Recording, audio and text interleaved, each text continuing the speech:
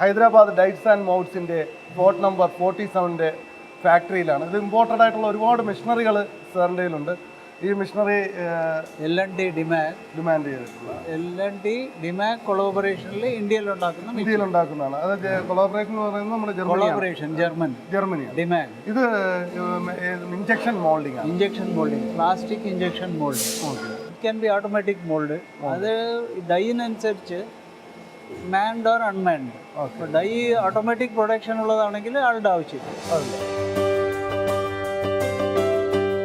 ഇത് ഇമ്പോർട്ടഡ് ആയിട്ടുള്ള ഒരു മെഷീനാണ്. കാരണം ഇത് ഇഞ്ചക്ഷൻ മോൾഡിംഗ് മെഷീനാണ്. ഇത് മെയ്ഡ് ഇൻ ഓസ്ട്രിയയാണ്. ഇതിൻ്റെ ബ്രാൻഡ് നെയിം ഏഞ്ചൽ. ഇതിലെന്തൊക്കെയാണ് സാർ ഇത് മാനുഫാക്ചർ? ഇതിലും plastic injection moulding any die load ചെയ്യുന്നതിനനുസരിച്ച് കോമ്പൗണ്ട്. ഇത് NRB ബെയറിങ്സിൻ്റെ ഒരു പ്രോഡക്റ്റാണ്. അപ്പോൾ ഇത് കട്ട് ചെയ്ത് നോക്കുന്നുണ്ടായിരുന്നു. കട്ട് ചെയ്ത് നോക്കുന്നത് എന്തെങ്കിലും ഡിഫക്റ്റ് ഉണ്ടോ എന്ന് അറിയാൻ വേണ്ടിയിട്ട്.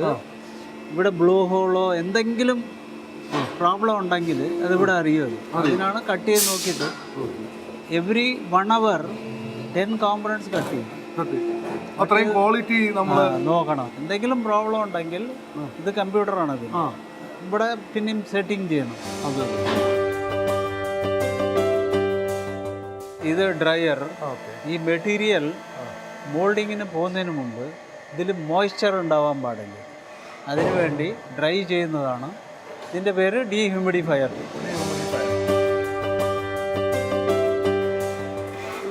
Automatic injection moulding machine.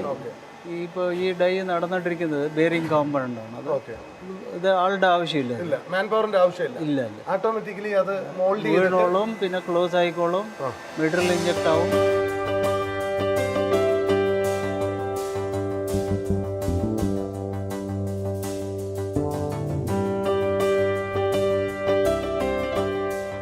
ഇത് ഡിസൈൻ ചെയ്യുന്ന റൂമാണ്. ഒരുപാട് ടൂൾ ഡിസൈൻ. ആദ്യം നമ്മൾ കോമ്പൗണ്ട് ഡ്രോയിങ് കിട്ടിക്കഴിഞ്ഞാൽ ടൂൾ ലേ ഔട്ട് ഡിസൈൻ ചെയ്യണം. അവിടെ നിന്നാണ് തുടക്കം. അത് കഴിഞ്ഞിട്ടാണ് റോ മെറ്റീരിയൽ വാങ്ങിക്കുന്നത്.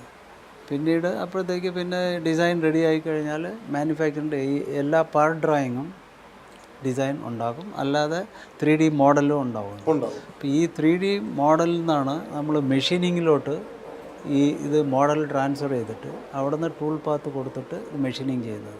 എല്ലാം കമ്പ്യൂട്ടർ എയ്ഡഡ് ആണ്. മാനുവൽ ഒന്നുമില്ല. ഈ കമ്പ്യൂട്ടറൈസ്ഡ് ഒക്കെ ആവുന്നതിന് തൊട്ട് മുമ്പൊക്കെ മാനുവലായിട്ട് ഡിസൈൻ ചെയ്ത് എല്ലാം മാനുവൽ തന്നെ. മെഷീനറിയും മാനുവലായിരുന്നു. അന്ന് ആ ഫെസിലിറ്റി ഇല്ലാത്ത കാരണത്തിൽ.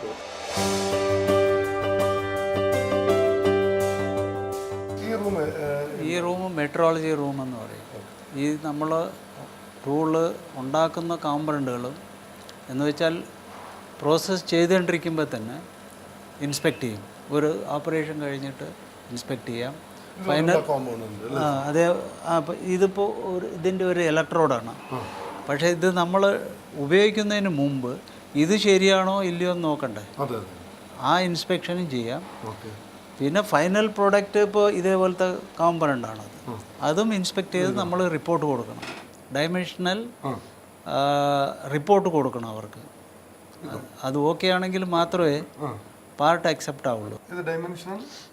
അക്യുറസി ചെക്ക് ചെയ്യാനുള്ളതും പ്രൊഫൈൽ ചെക്ക് ചെയ്യാനുള്ളതും ആണത്. ഇത് എന്ന് വെച്ചാൽ ഇതിൽ ഇപ്പോൾ ഈ സാധനം നമ്മൾ ചെക്ക് ചെയ്യുന്നത് 20 times മാഗ്നിഫൈ ചെയ്തിട്ടാണ് ഇപ്പോഴുള്ളത്. ഇതിനകത്ത് ഇതിപ്പോൾ നിങ്ങൾ റൊട്ടേറ്റ് ചെയ്യുകയാണെങ്കിൽ ദിസ് ഈസ് 50 times. അതിന് പ്രത്യേകം ഫോക്കസ് ചെയ്യണം. ഇത് വെച്ച് കഴിഞ്ഞാൽ 50 times മാഗ്നിഫൈഡ് ആണ്. ഇത് വെച്ച് കഴിഞ്ഞാൽ 100 times മാഗ്നിഫൈഡ് ആണ്. ഇതിപ്പോൾ 1 millimeter ആണെങ്കിൽ ഇതിൽ 100 millimeter ആയിട്ടേ കാണുള്ളൂ. ഇത് കോർഡിനേറ്റ് മെഷറിംഗ് മെഷീൻ എന്ന് പറയും. അപ്പം നിങ്ങൾക്ക് ഈ 3 dimensional ഇതിൽ മൈക്രോൺ ലെവലിൽ 1 micron 2 micronൽ ചെക്ക് ചെയ്യാനുള്ളതാണ്. അത്രയും അക്യുറേറ്റ് ആയിട്ട്. പക്ഷേ ഇതിന് മെയിൻറ്റെയിൻ ചെയ്തിരിക്കണം. ടെമ്പറേച്ചർ മെയിൻറ്റെയിൻ ചെയ്തിരിക്കണം. റൂം ടെമ്പറേച്ചർ 20 degree മെയിൻറ്റെയിൻ ചെയ്തിരിക്കണം. എങ്കിൽ ആ അക്യുറസി അഷ്വേർഡ് ഉള്ളൂ.